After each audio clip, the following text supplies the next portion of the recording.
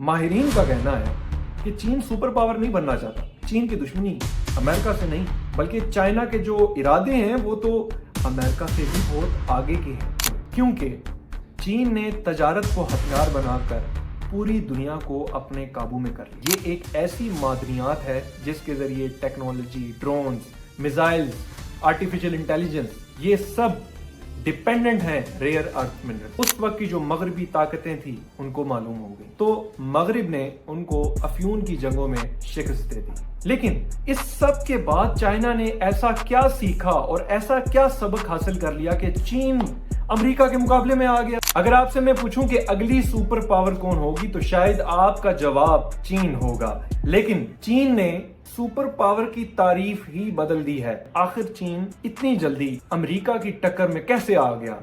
आखिरकार इतनी जल्दी वो कामयाब कैसे हो गए? सवाल ये नहीं कि चीन सुपर पावर बनेगा, सवाल ये है कि आज के दौर में सुपर पावर कौन है। अस्सलाम वालेकुम नाज़रीन, मेरा नाम हमजा अली ब्रार है। अगर आपने अभी तक मेरे चैनल को सब्सक्राइब नहीं किया और पाकिस्तान जिंदाबाद का नारा कमेंट में नहीं लगाया तो फौरन से लगा दीजिए और मुझे शुक्रिया कहने का मौका फराहम कीजिए। नाज़रीन, चीन की आज की हिकमत अमली को समझने के लिए हमें 2000 साल पुरानी एक सोच को समझना पड़ेगा, जिसमें कन्फ्यूशियस स्कूल ऑफ थॉट आती है। sun tzu को हमें समझना पड़ेगा। कन्फ्यूशियस स्कूल ऑफ थॉट कहती थी कि किसी भी रियासत की कामयाबी के लिए उसका अंदरूनी इस्तेहकाम बहुत जरूरी है। फिर एक जानिब आर्ट ऑफ वॉर किताब में sun tzu कहते हैं कि असल कामयाबी ये नहीं कि आप किसी दुश्मन से बराह रास्त जंग लड़े, असल कामयाबी ये है कि आप जंग लड़े बगैर अपने मकासद हासिल करें, आप जंग लड़े बगैर दुश्मन को हरा।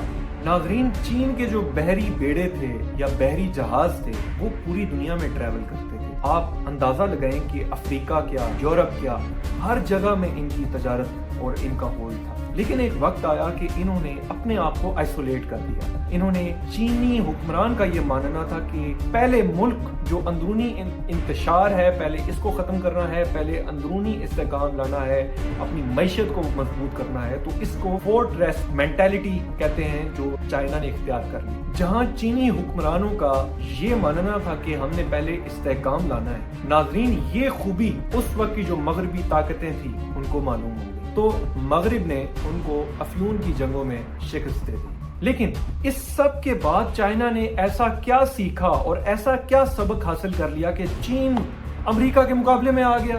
तो नाजरीन, चीन ने यह सबक हासिल किया कि अगर मैं अपनी ताकत दुनिया को ये जाहिर कर दूंगा ये मेरी ताकत है और मैं मजबूत हूं, तो दुनिया मुझे मिलकर खा जाएगी और मैं अकेला कुछ भी नहीं कर सकूंगा। तो चीन ने डिसाइड किया अपनी ताकत को छुपाना होगा और दुनिया में आगे बढ़ना होगा।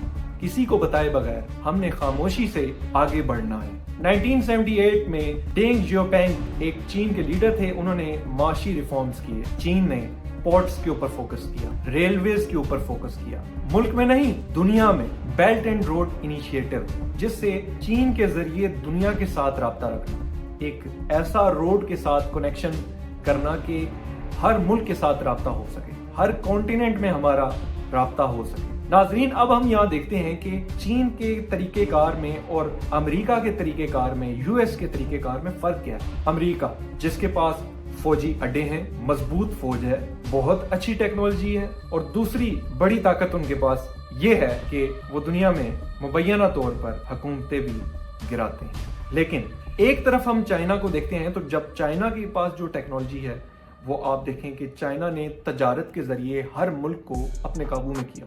कोई मुल्क ये नहीं चाहता कि हम चीन के साथ तजारत रोक दें। भारत की मिसाल ले लें, चाहे जितनी उनकी चीन के साथ तिब्बत के हवाले से उनके साथ इख्तलाफात हों, उनके साथ जंगें हों, चपलिश हो, लेकिन तजारत नहीं खत्म करते। आप नाजरीन अंदाजा लगाएं कि भारत के ताल्लुकात अमेरिका के साथ खराब हो गए लेकिन चीन के साथ खराब नहीं हुए। To 50%. Narendra Modi saying he will not compromise despite Donald Trump's plan to hike levies on Indian goods. Differences must not become disputes, nor competition conflict. We must be guided by the three mutuals: mutual respect, mutual sensitivity, and mutual interest.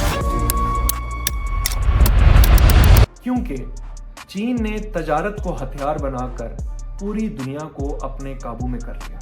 कोई मुल्क ऐसा नहीं चाहता, हत्ता कि America चीन का मकरूज है। और सिर्फ यही नहीं, चीन ने टेक्नोलॉजी के ऊपर कंट्रोल रखा, आर्टिफिशियल इंटेलिजेंस। आप देखें कि स्कूल, कॉलेजेस, यूनिवर्सिटीज में बच्चे एआई का इस्तेमाल कर रहे हैं अपने असाइनमेंट्स के लिए। तो ये कहाँ से है?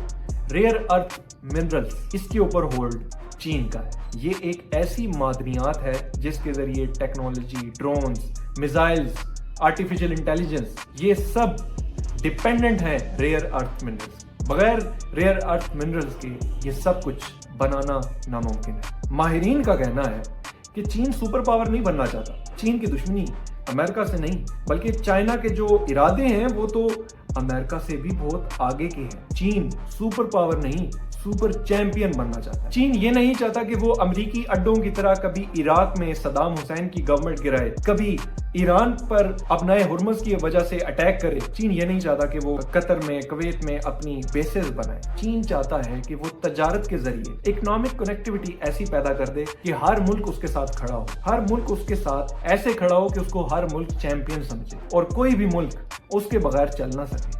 ناظرین، آخر میں میرا آپ سے سوال ہے کہ کیا چین اگلی سپر پاور بننے کی ریس میں ہے یا پھر سپر پاور بن چکا ہے؟ اور اگلی جنگیں کیا اے آئی کے اوپر ہوں گی، ریئر ارتھ منرلز کے اوپر ہوں گی؟ کمنٹس میں اپنی رائے کا اظہار کیجیے۔ پاکستان زندہ باد۔